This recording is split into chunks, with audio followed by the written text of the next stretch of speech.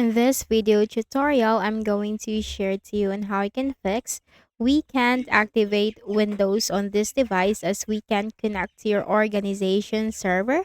So let's get started. So just simply go ahead and do in the search bar and type CMD. Now on the right pane, you have to click this option run as administrator. In here, I have prepared these commands for you. Do not worry, this will be posted in the description section of this video. So copy the first command and then right click, hit enter.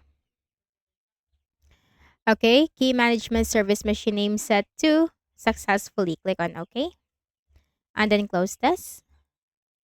And then go again in the Windows search bar and type CMD. Click on run as administrator. Now you have to copy the second command and then paste or right click or control V, hit enter. Wait for a while.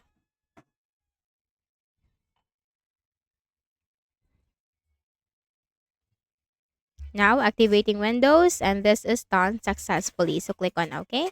And then that's it. That will fix the issue for you. So I hope this video helped you. Kindly please do not forget to hit the like button and subscribe to this YouTube channel for more tutorials like this. Thank you for watching.